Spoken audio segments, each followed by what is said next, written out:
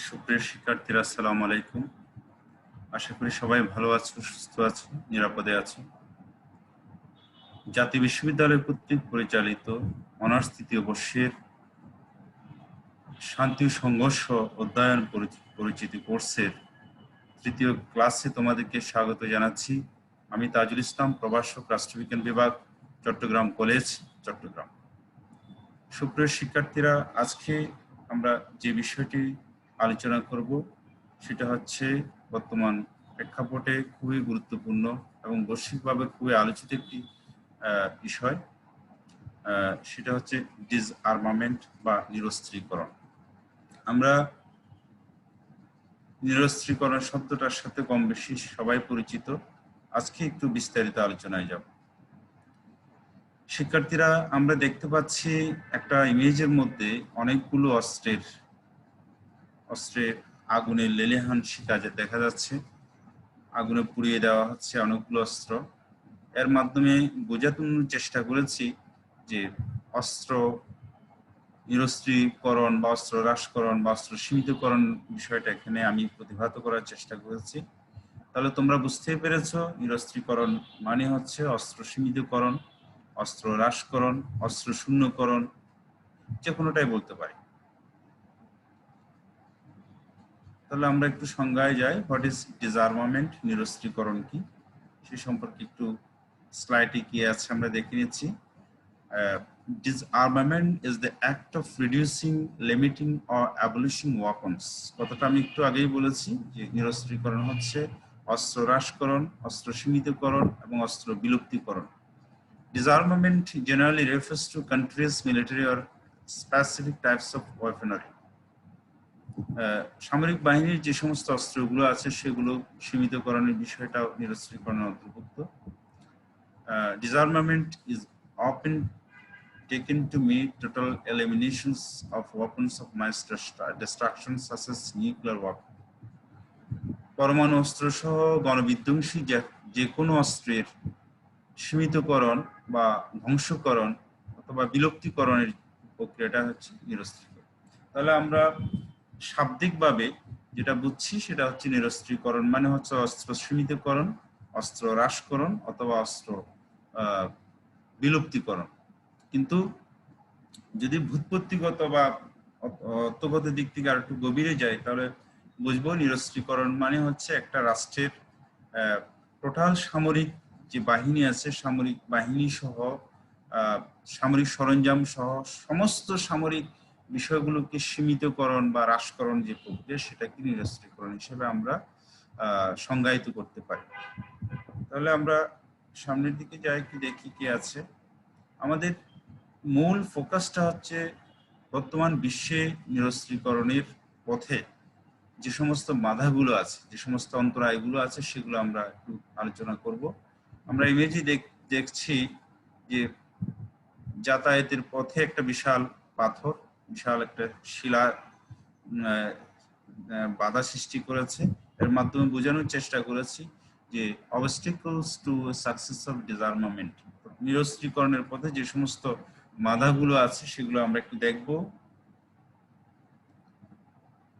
দেখা যাচ্ছে একটা মিসাইল সিস্টেম, একটা মিসাইল প্যাড থেকে লঞ্চ করা হচ্ছে, আরেকটি মিসাইল রেডি করা আছে।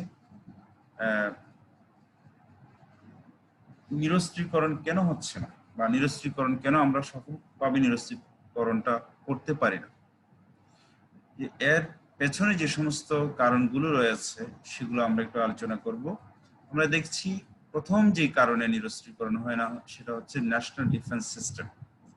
প্রত্যেক রাষ্ট্রের কিছু সামরিক প্রতিরক্ষার কিছু নীতিমালা থাকে। ওই নীতিমালার আলোকে ওই রাষ্ট্রের সামরিক বাহিনী, সামরিক সরঞ্জাম সমস্ত কিছু করা হয়, সাজানো হয়। তো নিরস্ত্রীকরণের পথে প্রথম যে বাধাটা আমরা দেখছি সেটা হচ্ছে ন্যাশনাল ডিফেন্স সিস্টেম বা প্রতিরক্ষা ব্যবস্থা। প্রত্যেক রাষ্ট্রের যে প্রতিরক্ষা ব্যবস্থা আছে সেই প্রতিরক্ষা ব্যবস্থার কারণে নিরস্ত্রীকরণ সম্ভব হয় না। এটা একটু ব্যাখ্যায় গেলে এরকম হয়, প্রত্যেক রাষ্ট্র তার দেশের স্বাধীনতা এবং সার্বভৌমত্ব অক্ষুণ্ণ রাখার জন্য একটা মিলিটারি বাহিনী গঠন করেন, সামরিক সরঞ্জাম থাকে, তারপর বিভিন্ন বাহিনী থাকে, এখন কোনো কারণে যদি বৈশ্বিক চাপে অথবা আন্তর্জাতিক আইনের কারণে যদি ওই রাষ্ট্রে নিরস্ত্রীকরণ হয় বা সেনাবাহিনীর সীমিতকরণ হয়, তাহলে ওই দেশের স্বাধীনতা এবং সার্বভৌমত্ব প্রশ্নের সম্মুখীন হতে পারে, বা স্বাধীনতা সার্বভৌমত্ব অনেক সময় বহিঃশত্রু আক্রমণ থেকে দেশকে রক্ষা করার বিষয়টা প্রশ্নবিদ্ধ হয়ে যায়। উদাহরণস্বরূপ আমাদের প্রতিবেশী দেশ ভারত, বিশাল ভূখণ্ড, তাদের জায়ান্ট মিলিটারি, বিশাল সেনাবাহিনী আছে, এবং মাল্টি কালচারাল যে দেশ, ওই দেশেও অনেকগুলো এথনিক গোষ্ঠী আছে, আবার তাদের অনেক স্বাধীনতাকামী বিভিন্ন সংগঠন আছে, অনেক প্রভিন্সের মধ্যে স্বাধীনতার দাবিতে আন্দোলনও চলছে। তো এই সমস্ত রাষ্ট্র যদি নিরস্ত্রীকরণ হয়, অস্ত্র সীমিতকরণ হয়, সেনাবাহিনী যদি কমিয়ে আনা হয়, তাহলে একটা সময় গিয়ে দেখা যাবে হয়তোবা ওই স্বাধীনতাকামী রাজ্যগুলো স্বাধীনতার জন্য আন্দোলন করবে, তাদের রাষ্ট্রের স্বাধীনতা অক্ষুণ্ণ থাকবে না, যে কোনো সময় অনেকগুলো রাষ্ট্র স্বাধীন হয়ে যেতে পারে ওখান থেকে। এই সমস্ত কারণে নিরস্ত্রীকরণটা সম্ভব হয় না। অথবা যদি আমরা যদি বলি মধ্যপ্রাচ্যের ইরান, ইরান নিরস্ত্রীকরণের বিষয়টা সারা পৃথিবীতে এখন খুবই গুরুত্ব সহকারে দেখছে, কিন্তু ইরান বারবার বলছে তাদের সার্বভৌমত্ব রক্ষার জন্য তারা যে মিসাইল সিস্টেম, তাদের যে ডিফেন্স সিস্টেম, সেগুলো পরিচালিত করছে, লঞ্চ করেছে। বহিঃশত্রু আক্রমণ থেকে প্রত্যেক দেশকে রক্ষা করার অধিকার রয়েছে আন্তর্জাতিক আইন অনুযায়ী, সেই আইনের আলোকে তারা তাদের রক্ষা ব্যবস্থা সাজিয়েছে। সুতরাং এখানে নিরস্ত্রীকরণের বিষয়টা খুবই গৌণ। তাহলে আমরা বুঝলাম যে ন্যাশনাল ডিফেন্স সিস্টেমের কারণে নিরস্ত্রীকরণ সম্পূর্ণভাবে সম্ভব নয়।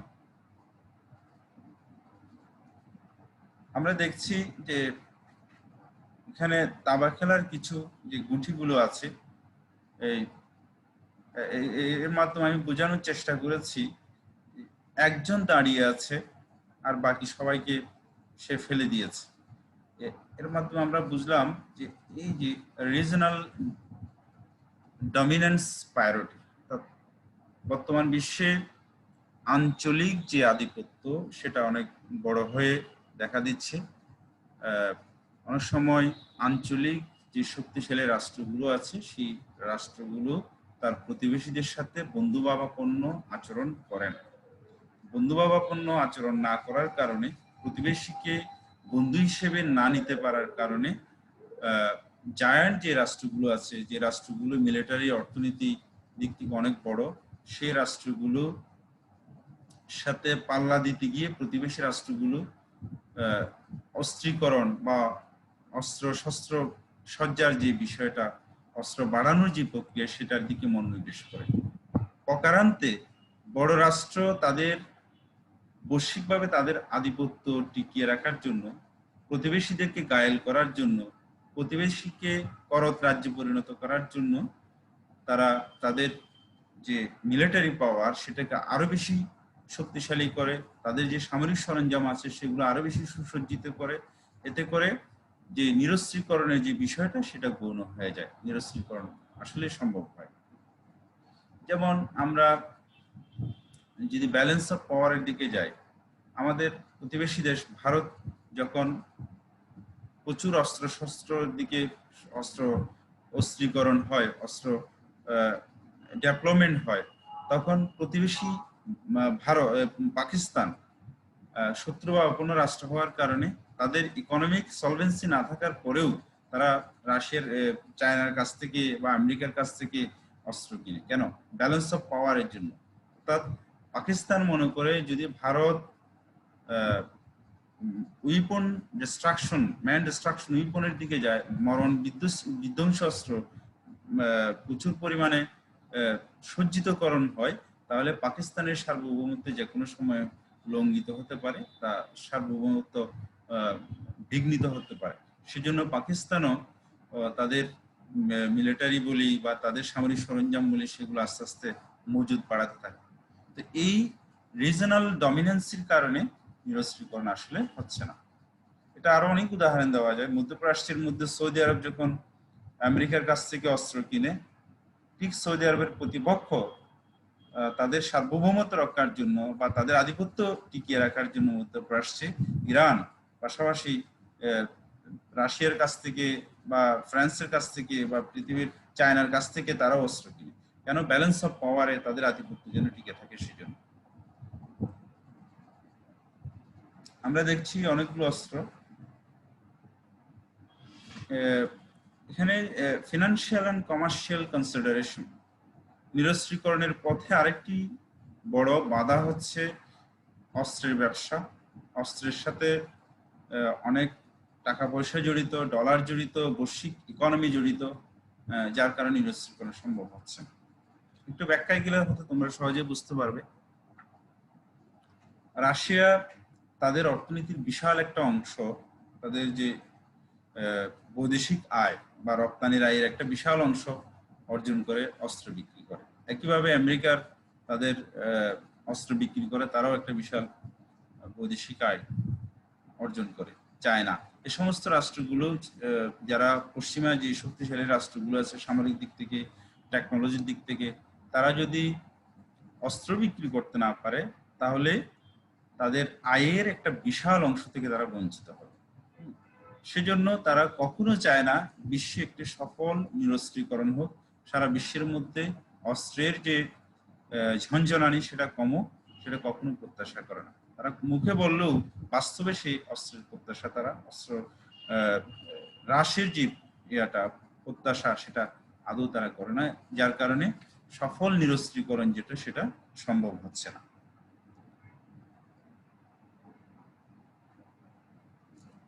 শিক্ষার্থীরা আমরা দেখছি যে রাইজিং আনএমপ্লয়মেন্ট, বেকার সমস্যার কারণেও নিরস্ত্রীকরণ হচ্ছে না।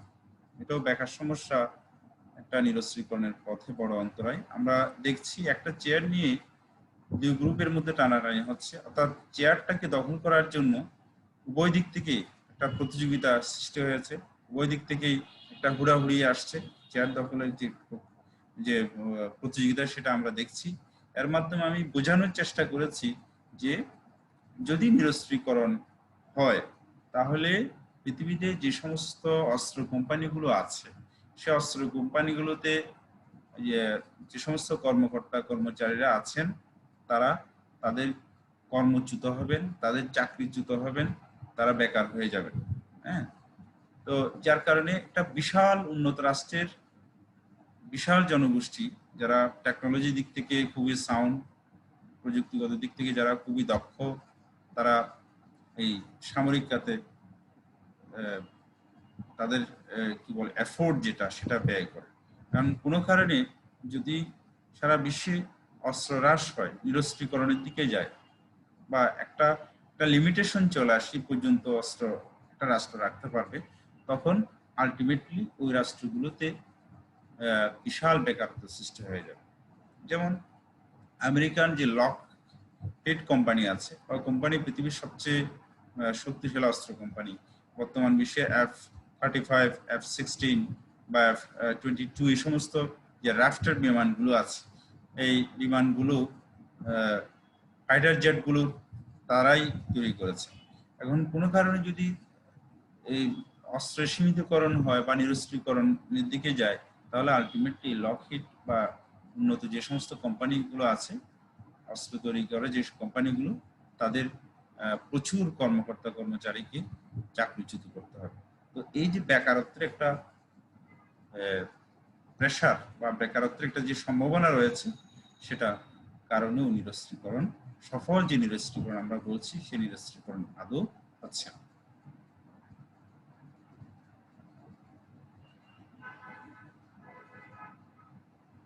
শিক্ষার্থীরা আমরা দেখছি এখানে একটা খুব সুন্দর কথা আছে, তোমরা খেয়াল করতে পারো। ট্রাস্টের বিষয়টা, আস্থার বিষয়টা, বিশ্বাসের জায়গাটা আমরা তৈরি করতে পারিনি বৈশ্বিকভাবে, যার কারণে নিরস্ত্রীকরণ হচ্ছে না বা নিরস্ত্রীকরণের পথে এটা একটা বিশাল বাধা।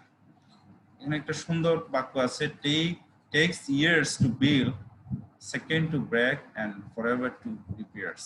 বিশ্বাসটা এমন একটা বিষয়, অনেক দীর্ঘদিন সময় নিয়ে বিশ্বাস তৈরি হয়, এক মুহূর্তের মধ্যে বিশ্বাস ভেঙে যায়, সেই বিশ্বাস ভেঙে যাওয়া আস্থা আর কখনো জোড়া লাগে না, রিপেয়ার করা যায় না।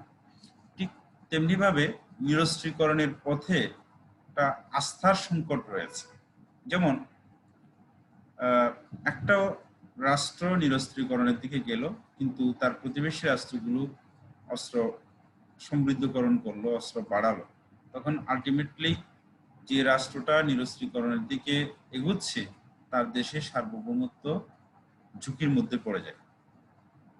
এখন পৃথিবীতে যে রাষ্ট্রগুলো অস্ত্র প্রতিযোগিতায় মত্ত রয়েছে তাদের একটাই কথা যে আমাদের দেশের স্বাধীনতা এবং সার্বভৌমত্ব অক্ষুণ্ণ রাখার জন্য আমরা অস্ত্র মজুত করছি বা অস্ত্র তৈরি করছি।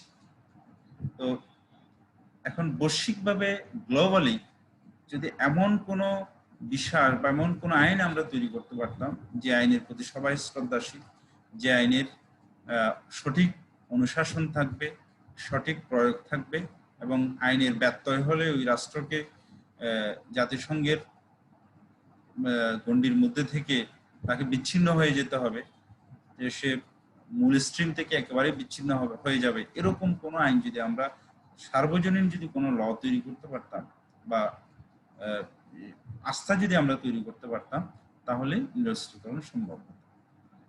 যেমন রাশিয়া এবং আমেরিকার মধ্যে স্নায়ুযুদ্ধ সময় থেকে 1947-এর পর থেকে 1991 পর্যন্ত, ইভেন 2000 সাল পর্যন্ত, সাম্প্রতিক সময়গুলোতে অনেকগুলো অস্ত্র হ্রাসের বিষয়ে বা নিরস্ত্রীকরণের বিষয়ে অনেকগুলো চুক্তি হয়েছে, স্টার্ট ওয়ান, বিএম, অনেকগুলো চুক্তি হয়েছে, কিন্তু সেই চুক্তি ওই কাজী সাহেবের গরুর মতো কিতাবে আছে কিন্তু গোয়ালে নাই।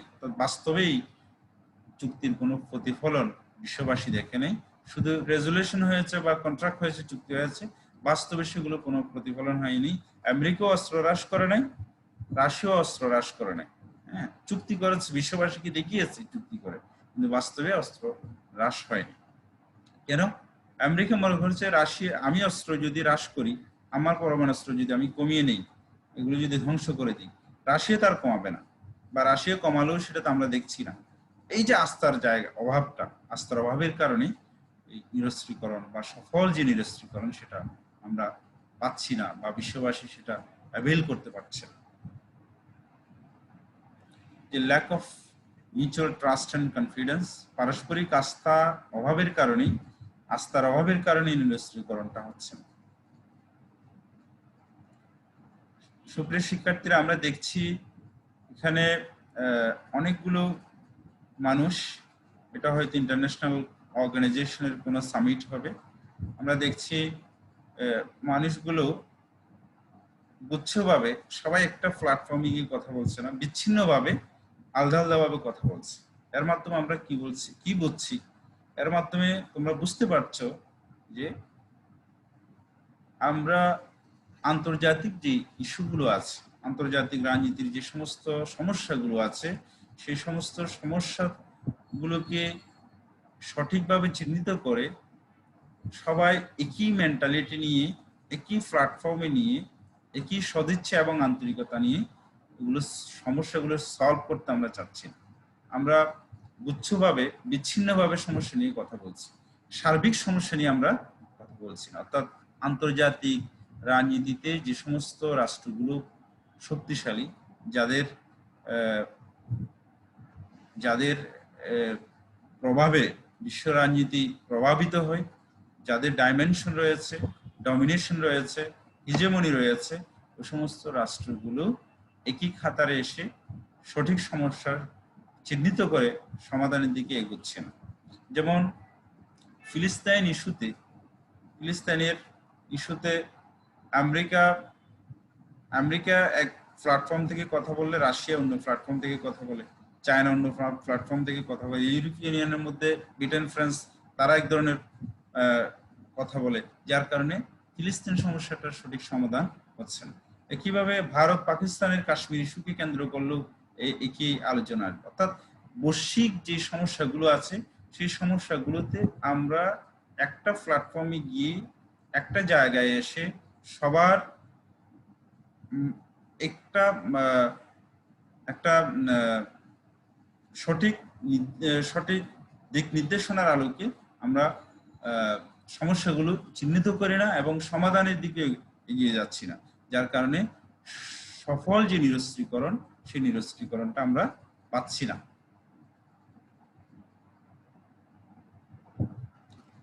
এখানে আমরা দেখছি একজন একটা ট্যাবের মধ্যে ডুবে মরছে, আরেকজন তালি দিচ্ছে, বাহবা দিচ্ছে। আমাদের বিশ্ব রাজনীতি ঠিক একই রকম। আমরা প্রতিবেশী রাষ্ট্রকে বা কোনো রাষ্ট্রকে যত বেশি খাদের মধ্যে রাখতে পারি, যত বেশি ট্র্যাপের মধ্যে রাখতে পারি, ফাঁদের মধ্যে রাখতে পারি, আমরা মনে করি যে আমাদের ডিপ্লোমেসি, আমাদের ট্রিকারি যে বিষয়গুলো আছে সেগুলোতে আমরা এগিয়ে আছি। হ্যাঁ, তো যার কারণে আমরা গ্লোবালি একটা প্ল্যাটফর্মে এসে আন্তরিকভাবে সমস্যার সমাধানের দিকে এগোচ্ছি না। আমরা দেখছি যে lack of sympathy amongst the big state, যে রাষ্ট্রগুলো বড় রাষ্ট্র আছে, যাদের সঙ্গে স্থায়ী পরিষদের সদস্য আছে, এছাড়া অন্য অন্য যে বড় রাষ্ট্রগুলো আছে সেই রাষ্ট্রগুলোর মধ্যে এবং ওই রাষ্ট্রগুলোর প্রতিবেশীদের মধ্যেও আমরা বন্ধুত্ব ভাবাপন্ন বা ভ্রাতৃত্ব সুলভ আচরণ দেখছি না। নিরস্ত্রীকরণের পথে বা যে জাতি এবং আন্তর্জাতিক যে সমস্যাগুলো আছে সেই সমস্যাগুলো সমাধানের পথে আমরা আন্তরাষ্ট্রীয় যে আন্তরিকতা বা আন্তরাষ্ট্রীয় নেতৃবৃন্দের মধ্যে যে আন্তরিকতা, সেই আন্তরিকতার অভাব দেখছি। আমরা মুখে যে সমস্ত রাষ্ট্রগুলোর নেতৃবৃন্দ বিশ্বকে প্রভাবিত করে, তারা মুখে বড় বড় কথা বললেও বাস্তবে তাদের মধ্যে আন্তরিকতার যথেষ্ট ঘাটতি রয়েছে, যার কারণে সঠিক যে নিরস্ত্রীকরণ সেটা হচ্ছে না।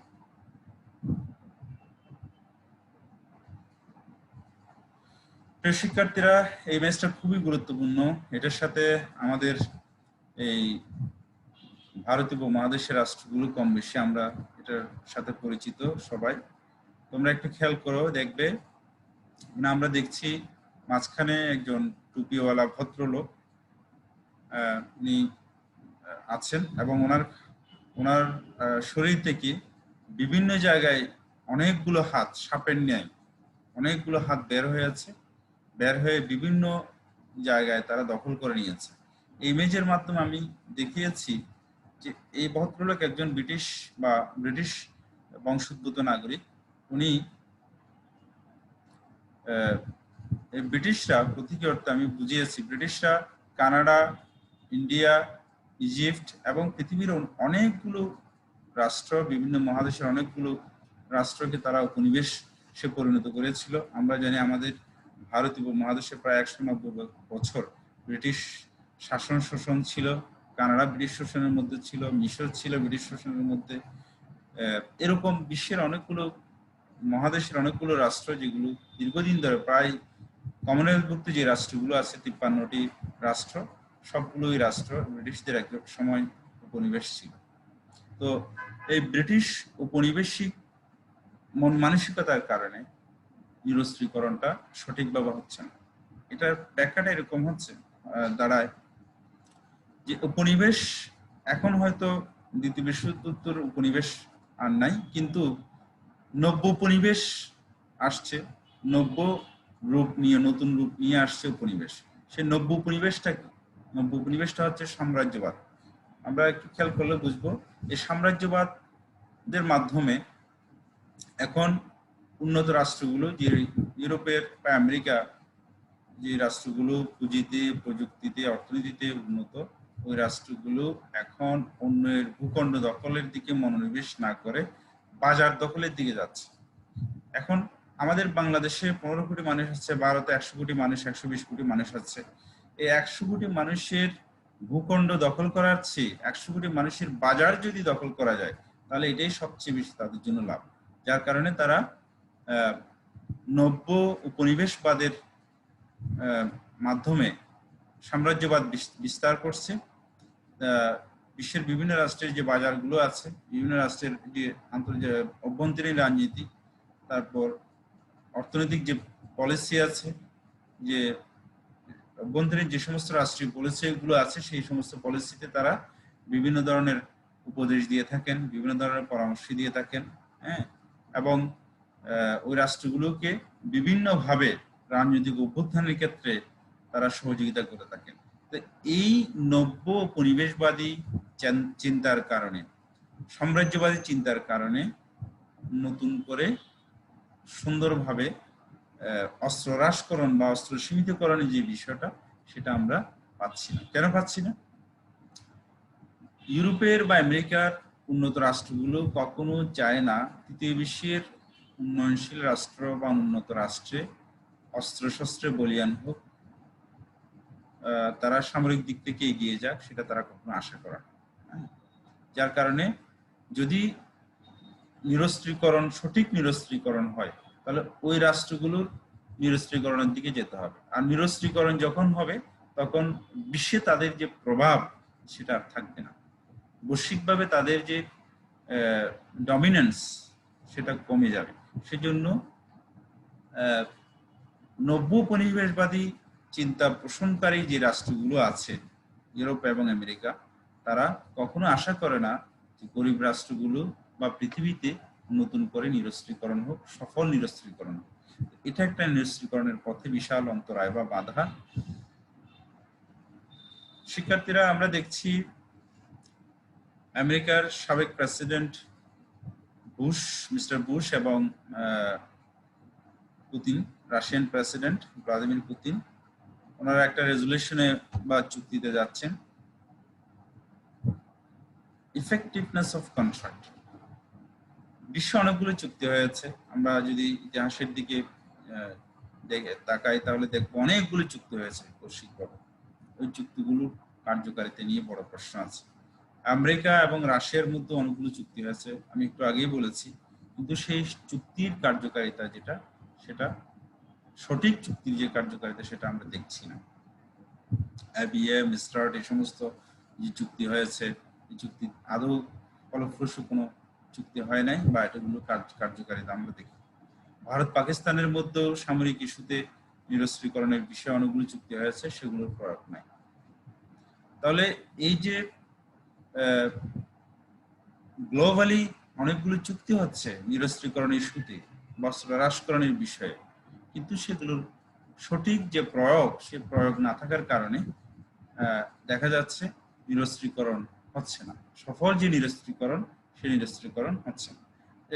সাম্প্রতিককালে আমেরিকা এবং উত্তর কোরিয়ার মধ্যেও, সিঙ্গাপুরে আমেরিকার প্রেসিডেন্ট এবং উত্তর কোরিয়ার প্রেসিডেন্টের মধ্যে অনেক নিরস্ত্রীকরণ ইস্যুতে অনেকগুলো রেজুলেশন হয়েছে, কিন্তু ওই রেজুলেশন গুলো ওই কিতাবের মধ্যেই আছে। বাস্তবে সেগুলো আমরা দেখছি না। উত্তর কোরিয়া তাদের ক্ষেপণাস্ত্র, তাদের যে সামরিক সরঞ্জাম, সেগুলো বাড়িয়ে যাচ্ছে। আদৌ সেগুলো কমানোর বিষয়ে বা নিরস্ত্রীকরণের বিষয়ে তাদের কোনো মাথা ব্যথা নেই। একইভাবে আমরা যদি দেখি ভারত পাকিস্তানের মধ্যে যে অস্ত্র প্রতিযোগিতা, সেই অস্ত্র প্রতিযোগিতার ও বৈশ্বিকভাবে তাদেরকে অনেকভাবে নিবৃত করা হলো, ঠিকই তারা অস্ত্রীকরণের দিকে, অস্ত্র মজুদের দিকে এগিয়ে যাচ্ছে। তাহলে বুঝতেই পারছো, বোঝাই যাচ্ছে যে চুক্তির যে কার্যকারিতার বিষয়টা, সেটা না থাকার কারণে, সঠিক প্রয়োগ না থাকার কারণে নিরস্ত্রীকরণ, সফল নিরস্ত্রীকরণ আমরা পাচ্ছি না। মডার্ন টেকনোলজি নিরস্ত্রীকরণের পথে একটা বিশাল অন্তরায়। কেন অন্তরায়, এটা একটু খেয়াল করো। এই ইমেজটা হচ্ছে একটা ড্রোনের ইমেজ। আমরা দেখছি এটা একটা বর্তমান মিলিটারি ইকুইপমেন্টের মধ্যে সবচেয়ে বহুল প্রচলিত এবং সবচেয়ে বেশি গুরুত্বপূর্ণ, বৈশ্বিকভাবে সবচেয়ে বেশি আলোচিত একটা অস্ত্র হচ্ছে ড্রোন। সাম্প্রতিককালে এটা খুবই সারা জায়গা নিয়ে একটা অস্ত্র। এই ড্রোনটা নিয়ে আমি প্রতীক অর্থে বুঝিয়েছি এটা মডার্ন টেকনোলজি একটা বিশাল অংশ। সেজন্য মডার্ন টেকনোলজি সফল নিরস্ত্রীকরণের পথে একটা বাধা। কেন বাধা? যে সমস্ত রাষ্ট্রগুলো, গুটি কয়েক রাষ্ট্র আছে যে রাষ্ট্রগুলো ড্রোন প্রযুক্তিতে এগিয়ে গিয়েছে বা আধুনিক মিলিটারি ইকুইপমেন্টে তারা এগিয়েছে, আর অপর রাষ্ট্র পিছিয়ে আছে। বা আমরা যদি বলি যে আমেরিকা, রাশিয়া, চায়না, ইরান, এই রাষ্ট্রগুলো ড্রোন প্রযুক্তিতে এগিয়ে আছে। তো এখন বা আধুনিক মিলিটারি যে সমস্ত ইকুইপমেন্ট গুলো আছে, সেগুলো তৈরিতে এগিয়ে আছে, কিন্তু অপর রাষ্ট্র, পৃথিবীতে অন্যান্য যে রাষ্ট্রগুলো আছে, সেই রাষ্ট্রগুলো তো ড্রোন প্রযুক্তি অ্যাভেল করার প্রতিযোগিতার মতো আছে। এই যে মডার্ন টেকনোলজি, এখন মিলিটারি যে ইকুইপমেন্ট গুলো আছে, সামরিক যে সমস্ত সরঞ্জাম গুলো আছে, সেই সরঞ্জাম গুলো সময়ের সাথে, যুগের সাথে প্রযুক্তিকে সাথে করে দিন দিন এগিয়ে যাচ্ছে। ফলশ্রুতিতে আমরা বুঝতেই পারছি না, বা কোনো রাষ্ট্র অ্যাজিউম করতে পারে না, মনে করতে পারে না যে আমাদের দেশের যে সমস্ত প্রযুক্তিগুলো আছে, মিলিটারি যে সমস্ত ইকুইপমেন্টগুলো আছে, সেগুলো গ্লোবালি কতটা আমাদের দেশের স্বাধীনতা এবং সার্বভৌমত্ব রক্ষার ক্ষেত্রে কার্যকরী বা উপযোগী। তো এই সমস্ত ভীতি থেকে নিরস্ত্রীকরণ হচ্ছে না। অর্থাৎ প্রত্যেক রাষ্ট্রের মধ্যেই একটা ভয় আছে যে আমাদের দেশে যে মিলিটারি সামরিক যে প্রযুক্তি আছে সেগুলো গ্লোবালি চিন্তা করলে আমরা পিছিয়ে আছি। সবাই তার সর্বোচ্চটাই তৈরি করার জন্য, আধুনিক প্রযুক্তি অ্যাভেল করার জন্য, আধুনিক সরঞ্জাম তৈরি করার জন্য প্রতিযোগিতায় মত্ত আছে। এই সমস্ত প্রতিযোগিতার কারণে এই সফল নিরস্ত্রীকরণটা আমরা পাচ্ছি না। প্রিয় শিক্ষার্থীরা, আমরা দেখছি এখানে এই ইমেজের মধ্যে অনেকগুলো হাত এক জায়গায় চলে আসছে। এর মাধ্যমে আমি বুঝিয়েছি যে পারস্পরিক যে সম্পর্ক, পারস্পরিক যে আস্থার জায়গা, সেটা এই পারস্পরিক আস্থার জায়গাটায় দেখলে universal law, lack of universal law, অর্থাৎ এমন আইন তৈরি করা উচিত ছিল যে আইনের মাধ্যমে একটা প্যারামিটার থাকবে, যে একটা মাত্রা থাকবে, পৃথিবীতে কোন রাষ্ট্রে কি পরিমাণ অস্ত্র থাকবে এবং বৈশ্বিকভাবে কতটুক অস্ত্র মজুদ করতে পারবে একটা রাষ্ট্র, সেটার একটা প্যারামিটার থাকা উচিত ছিল। কিন্তু আমাদের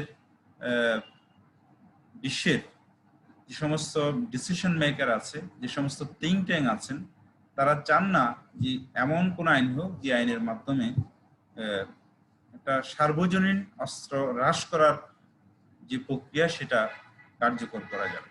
কেন চায় না? এই ইউনিভার্সাল লটা যদি হয়, অস্ত্র নিরস্ত্রীকরণের পথে বা অস্ত্র হ্রাস করার ক্ষেত্রে যদি ইউনিভার্সাল ল থাকে, তাহলে আলটিমেটলি সবচেয়ে বেশি ক্ষতিগ্রস্ত হবে যে রাষ্ট্রগুলো অস্ত্র মজুত করে, অস্ত্র তৈরি করে এবং অস্ত্র ব্যবসার সাথে জড়িত। তো অস্ত্র মজুত, অস্ত্র তৈরি বা অস্ত্র ব্যবসার সাথে জড়িত যারা, তারাই বিশ্বকে নেতৃত্ব দিচ্ছে। তারা তো এমন কোন আইন তৈরি করবে না স্বাভাবিকভাবে যে আইনটা তাদের স্বার্থের প্রতিকূলে যাবে, তাদের স্বার্থ লঙ্ঘিত হবে, এমন কোন আইন তারা তৈরি করবে না। তো ওই আইনের অভাবে, সঠিক আইন নাই, সার্বজনীন আইন নাই, সবার জন্য প্রযোজ্য এমন কোন আইন আমরা তৈরি করতে পারি নাই বলেই আমরা সঠিক নিরস্ত্রীকরণটা বা সফল যে নিরস্ত্রীকরণ সেটা আমরা পাচ্ছি না, বিশ্ববাসী দেখছে না।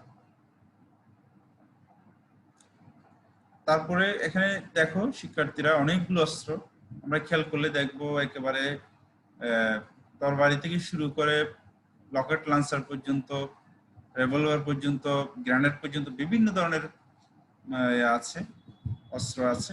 এর মাধ্যমে বুঝিয়েছি যে বোঝা যাচ্ছে সময়ের সাথে সাথে, যুগের সাথে সাথে অস্ত্রের যে ব্যবহার সেটারও পরিবর্তন আসছে। একটা সময় মানুষ তরবারি ব্যবহার করতো, তারপরে আরো বন্দুক ব্যবহার করেছে, এখন আরো উন্নত অস্ত্র ব্যবহার করে, তারপর এখন রকেট লঞ্চার ব্যবহার করে, পরমাণু অস্ত্র ব্যবহার। এই যে যুগের সাথে সাথে, সময়ের সাথে সাথে অস্ত্রের মডার্নাইজেশনটা, অস্ত্রের আধুনিকীকরণটা, এই আধুনিকীকরণের কারণে নিরস্ত্রীকরণটা আমরা পাচ্ছি না। নিরস্ত্রীকরণ, সফল নিরস্ত্রীকরণের পথে এই বিভিন্ন ধরনের অস্ত্র একটা বিশাল বাধা। যেমন কোন অস্ত্র, কোন দেশ যদি এমন একটা অস্ত্র এক্সিবিশন করলো, যেমন ইরানে এখন সাম্প্রতিক সময়ে বিভিন্ন মহড়া চলছে, সামরিক মহড়া। এখন ওই সামরিক মহড়ার মধ্যে এমন একটা অস্ত্র ইরান ব্যবহার করলো যে অস্ত্রটা আমেরিকার নাই, অথবা রাশিয়ার নাই, অথবা চায়নার নাই। হ্যাঁ, তো স্বাভাবিকভাবে এই সমস্ত রাষ্ট্রগুলো, বা সৌদি আরব তার প্রতিবেশী রাষ্ট্র, শত্রু রাষ্ট্র, সেই সৌদি আরব চাইবে ইরানের যে অস্ত্র তার চেয়ে ভালো অস্ত্র তারা তৈরি করার জন্য বা কেনার জন্য। এই যে একটা প্রতিযোগিতা, বৈশ্বিকভাবে আমি আমার প্রতিবেশীর চেয়ে ভালো অস্ত্র কেনা, বা আমি সবচেয়ে ভালো অস্ত্র আমার মজুদ থাকবে, এই টেন্ডেন্সির কারণে গ্লোবালি আমরা সফল নিরস্ত্রীকরণ করতে পারছি না।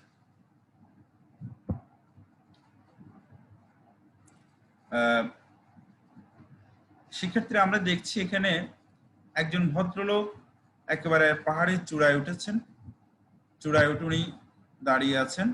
এখন চূড়ায় অন্য যারা উঠতে চাচ্ছেন তাদেরকে উনি লাথি দিয়ে ফেলে দিচ্ছেন। অর্থাৎ উনি একটা চূড়ান্ত জায়গায় তার একটা যে গোল, যে একটা লক্ষ্য আছে, সেই লক্ষ্য উনি পৌঁছে গেছেন। ওই জায়গায় যে যাচ্ছে তাকেই উনি ফেলে দিচ্ছেন বা তাকে উনি সরিয়ে দিচ্ছেন। তাহলে দেখা যাক কি দেখি আমরা এরপরে। এই যে হিজোমনি, তার আধিপত্যের কারণে সফল নিরস্ত্রীকরণ হচ্ছে না। এই হেজেমনির কারণে সফল নিরস্ত্রীকরণ হচ্ছে না। আমরা যদি একটু চিন্তা করলে আমরা বুঝতেই পারবো যে এই ইমেজের মধ্যে, ইমেজের মাধ্যমে অনেক কিছু প্রকাশিত হয়, অনেক কিছুই বোঝা যায়। যে যেমন বিশ্বে যে সমস্ত রাষ্ট্রগুলো পরমাণুস্ত্রের অধিকারী হয়েছে, যে সমস্ত রাষ্ট্রগুলোর পরমাণুস্ত্র আছে, তারা একটা চুক্তি করেছিল, সিটিবিটি চুক্তি।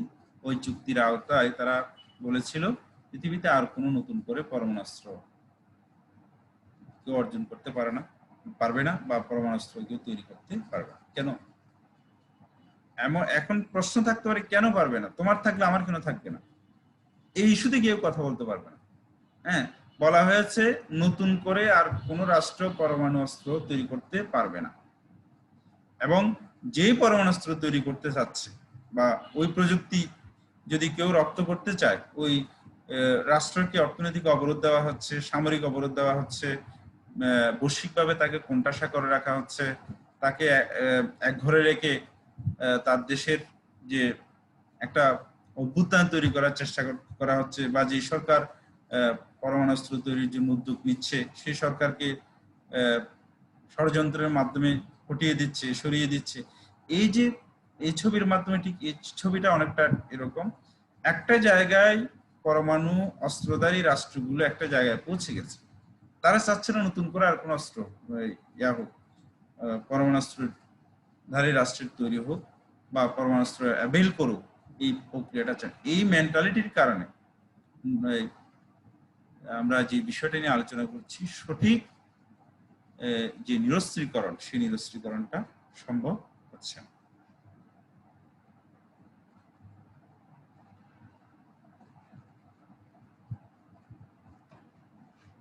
ইন্টারন্যাশনাল কনফ্লিক্ট, আমরা ইন্টারন্যাশনাল কনফ্লিক্টের কারণে সফল নিরস্ত্রীকরণ হচ্ছে না, এটা সফল নিরস্ত্রীকরণের পথে একটা বিশাল বাধা। ইন্টারন্যাশনাল কনফ্লিক্টে আমরা যদি একটু খেয়াল করি, আমরা দেখবো আমাদের দক্ষিণ এশিয়ার মধ্যে ভারত পাকিস্তানের মধ্যে একটা কনফ্লিক্ট আছে জন্ম থেকেই।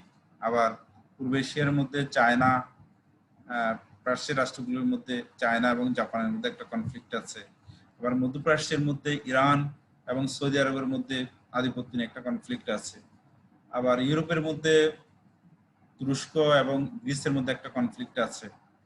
আবার ব্রিটেন এবং ফ্রান্সের মধ্যে দীর্ঘদিন ধরে একটা কনফ্লিক্ট ছিল, এখন যদিও তারা একটু সমঝোতায় আসতে পেরেছে। আবার আমেরিকার সাথে বিশ্বকে নেতৃত্ব নিয়ে বৈশ্বিক বিষয়গুলোতে, বৈশ্বিক ইস্যুতে রাশিয়ার সাথে, চায়নার সাথে একটা কনফ্লিক্ট আছে। তো যদিও আমরা 1945 সালে জাতিসংঘ প্রতিষ্ঠা করেছি বিশ্ব শান্তির জন্য, কিন্তু কার্যকরী যে বিশ্ব শান্তি সেটা আমরা আদৌ করতে পারিনি। সবাইকে একটা ছাতার নিচে নিয়ে এসে বৈশ্বিক সমস্যাগুলো সমাধান করার যে বিষয়টা, সেটা আমরা জাতিসংঘের মাধ্যমে করতে পারিনি। যার কারণে আমাদের গ্লোবাল যে সমস্যাগুলো আছে সেই সমস্যাগুলো আরো বেশি প্রলম্বিত হচ্ছে, বিলম্বিত হচ্ছে, সেগুলো আরো বেশি, সেগুলোর মাধ্যমে বিশ্ববাসী আরো বেশি সাফার করছে।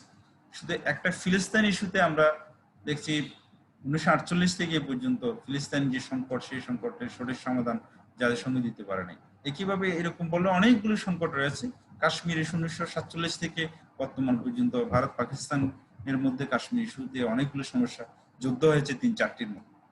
এই যে ইন্টারন্যাশনাল কনফ্লিক্ট, আন্তর্জাতিক যে সংঘাত, সেই সংঘাতের কারণে সঠিক বা সফল যে নিরস্ত্রীকরণ সেটা আমরা পাচ্ছি না।